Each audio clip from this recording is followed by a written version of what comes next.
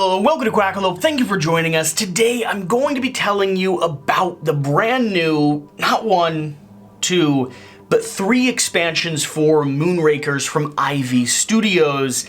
We're going to have Nomad, we're going to have Binding Ties, and we're going to have probably the one I'm going to keep shuffled into the deck permanently, Overload.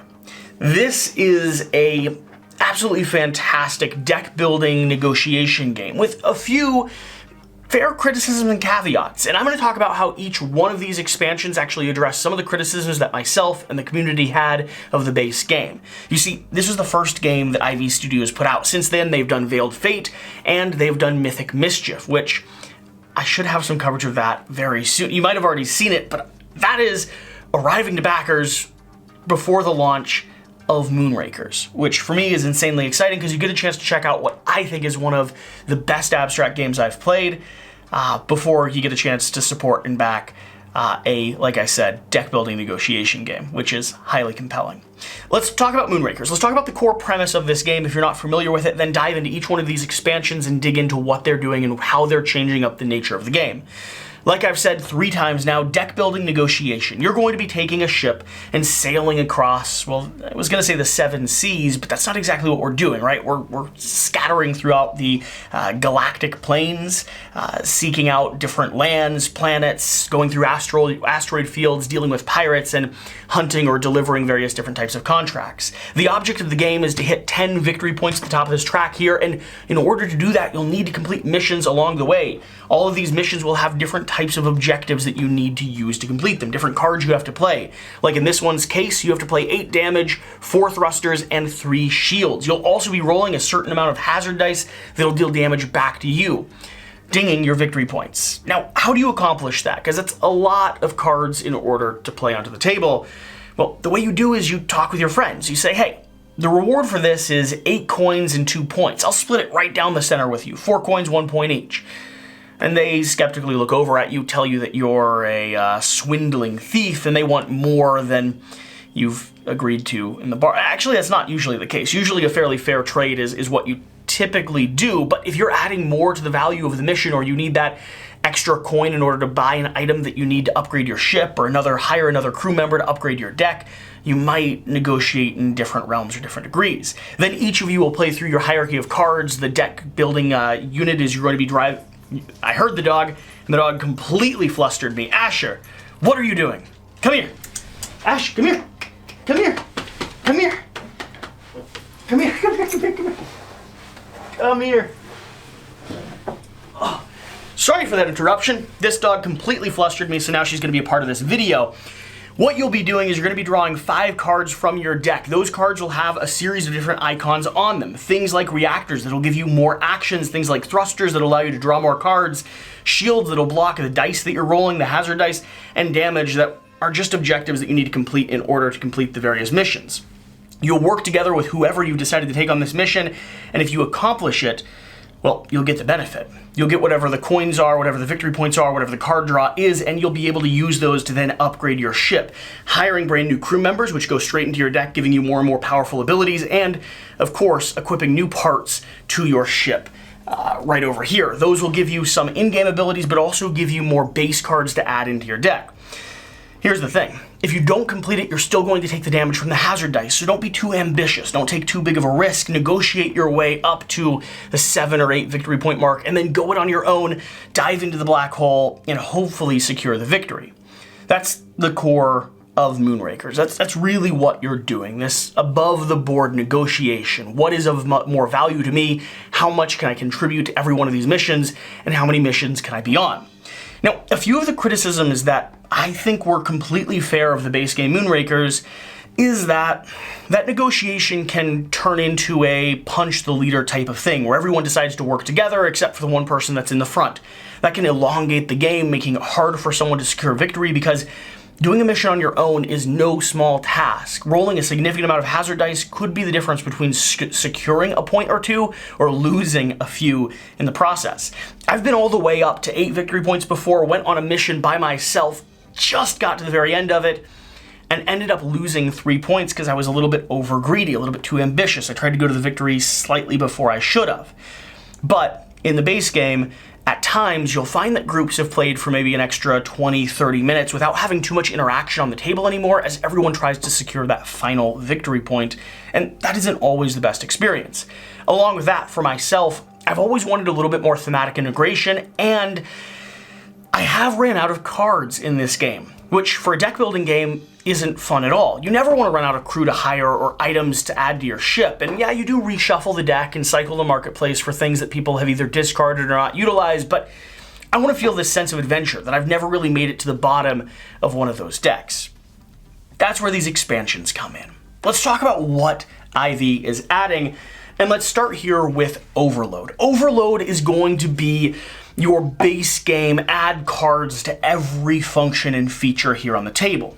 We're going to start with a pile of cards that get added into our base hands, or at least modifiers on our base hands. These cards combine abilities from your standard reactors, thrusters, shields, and damage to more powerful upgraded ones. You'll get these cards by hiring certain crew, equipping certain items, going on certain missions, or just purchasing them straight out for a cost of 4 coins, which is expensive, but sometimes essential. We have a thruster, which is +2 cards, +1 action, which is amazing. A shield, this is a block, 1 hazard, +1 action.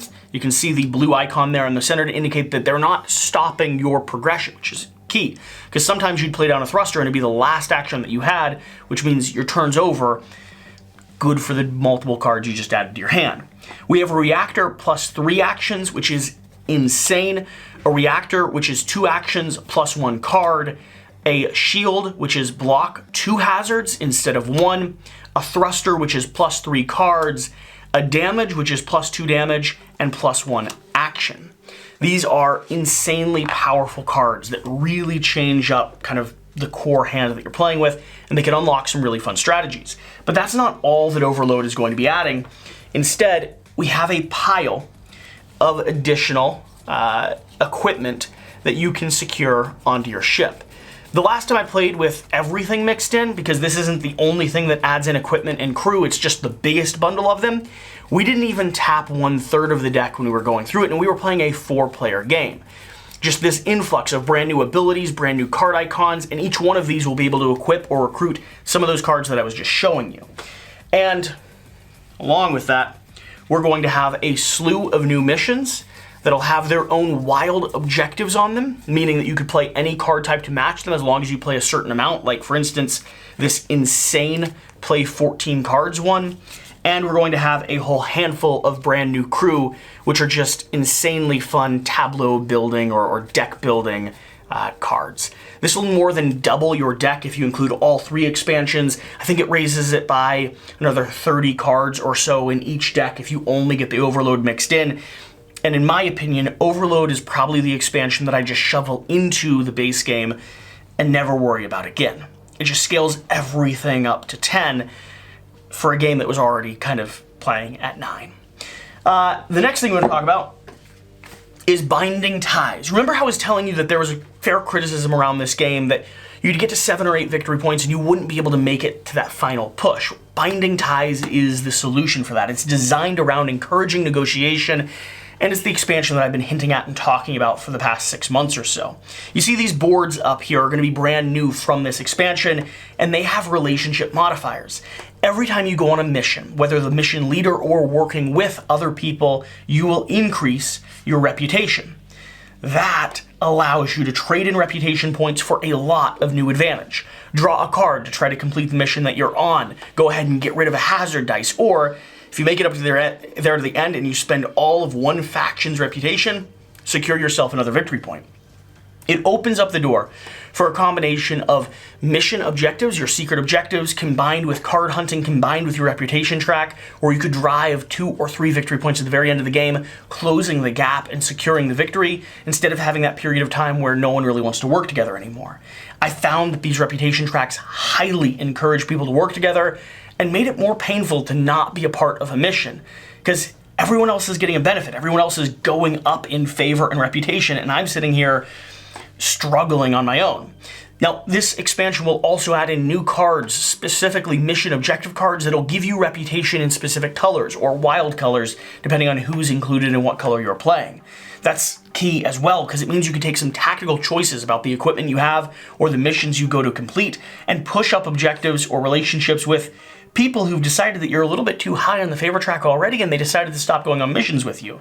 You get to manipulate this in a really cool way. I really like this favor mechanic, and this or Nomad will either be included in or included separately when it comes to playing the experience of the game, and you'll see why after we talk about Nomad. Nomad is the third and final expansion here for Moonrakers, and it is going to be replacing your main board, which does not typically look like this. It's going to be replacing your main mission board or your contract board with these galaxies. These galaxies will have a secondary set of ship tokens here. This is a prototype, so right now we don't have the two sets that we should, and they'll be sailing around these planets. Now, the cool thing about this is every location, orange, blue, green, and yellow, they do have official names. I'm terrible at reading from a distance and pronouncing things correctly, so we're going to call them by the color. The missions that are next to them, the contracts that are next to them, are going to always start with the color indicated, meaning over here in Masoni, over here in Masoni, if you go here to pick up a contract, you will always know that you have damage-based contracts to start with. Now, there may be other objectives in there, of course, but you can rest assured that if you're strong in one color or one proficiency, you'll be able to maximize that or take teammates that can help supplement that. The cool thing about this, though, is that over here, depending on where you're located, you have to be adjacent to other people in order to take advantage of and help them. Meaning if you've mixed in the binding ties with the Nomad, this and sailing around this becomes an essential part to how you navigate the game. Do you back off over here to yellow, knowing that you won't be able to join anyone on a mission if they stay up there in blue? That's sort of the new balance that's indicated. You also are going to have a stack of new cards and more powerful technology that you get to unlock and equip based off going up here to the anomaly. If you discover the anomaly where you'll be able to take the crew missions, the purple-based missions, you'll also be seeking out and discovering various higher-powered relics across the galaxy. The final thing that Nomad is going to introduce into the game is going to be this stack of event cards. Now, I don't really like event cards in a lot of board games. I find they can be punitive and oftentimes lead to randomness that can take away the fun of strategic play. But that's not the case here with Nomad. Instead, you're going to have cards that do one of three things. First and foremost, they could be new policies. Policies get voted on by everyone at the board, and they do things like change the price, change your hand size, adjust the cost of rewards, and everyone both benefits and suffers equally based on what's been enacted. Now, could people vote against you specifically to keep you from stealing the victory too early? Sure, but that's also just part of the game. Don't get too far ahead. Be more strategic than that, you fool. The other things that these cards do is you're going to have some that give you the option to decide what degree of risk you want to take. Roll a dice and have a benefit. Like for instance, here with Nebula Storm. All players may roll a die, then they must trash one card from either the draw pile or discard piles, your hand, or the top of the draw pile. That means that if you roll poorly, you still get to trash a card, but you might not get to control for it. It could be one of your most prized crew members that you spent 17 coins on, or it could just be one of your trash cards that you actually want to control for and get rid of. If that risk is worth it to you, great, do it. If not, there's a big capital bolded word called may that means you have control over that. And the next thing are going to be event cards. You see, as you draw up these cards, you'll draw one before every player's turn, and you'll have events like players may trash an objective card to gain 3 credits. Again, it's an option, it's not punitive, and you get to decide whether or not you want to keep your objective cards for endgame victory points, or if you need coin right now to purchase and hire crew members. So, looking around, I think that's the core that's being added here. Nomad is, for me, addressing some of the thematic integration of Moonrakers. While I loved the artwork, I never felt like it was really a galactic exploring spaceship, battling different ruined empires, doing your best to secure a foothold in this wide world. Nomad touches on that a little bit more, with a combination of events that you do and don't control, the integration of brand new cards and mechanics, and the fact that I get to control a little bit more about where I am, how I work with people, and what cards I'm actually seeking out. Overhaul, or overload, I had to double check that word there, over something, is going to be the thing that, for me, solves the problem with too few cards in the draw deck. It means that you can play at higher player counts without being worried about cycling through the entire deck, and if you have people that are card hungry, meaning they're buying, purchasing, and cycling a lot of things, you'll still find that you don't run out of crew members, items / gear, and more specifically the base cards that you can now purchase into your deck. It gives you a lot more control, and it escalates the game in a more rapid and quick fashion. And then finally, Binding Ties for me is the solution towards that endgame victory point squeeze. If you find that you're an early leader, well, you still have a chance to secure it here. And it probably won't drag on for too long before either someone passes you, you get hit really hard, or you're able to actually close that gap and secure victory. It encourages you to work together in a way that the original game mandated the group to do on their own. And I like that. It's like building a big plinth or a big throne, saying, hey, this part of the game is important. Pay attention to that. Before, in base games Moonrakers, you could arguably ignore that element for about half the game and still have a good time and still struggle to the finish line. This is saying you're going to be missing out on an essential part if you don't want to work with other people. And the negotiation, the value trade, is different, because if I'm pushing someone up to that final point where they get a victory point for being there, well, I'm going to have a little bit more bargaining chips on my side. That's it. That's Moonrakers. That's the new expansions. Be super excited. We have gameplays of every single one coming here to the channel, along with a gameplay including everything all mixed in. And I'll admit, it's a lot to handle. But, I mean, whoever said they didn't want that in their board games? Whatever the case, whatever you do, remember to do the important thing. Get out and play some games. We'll see you next time. Thank you.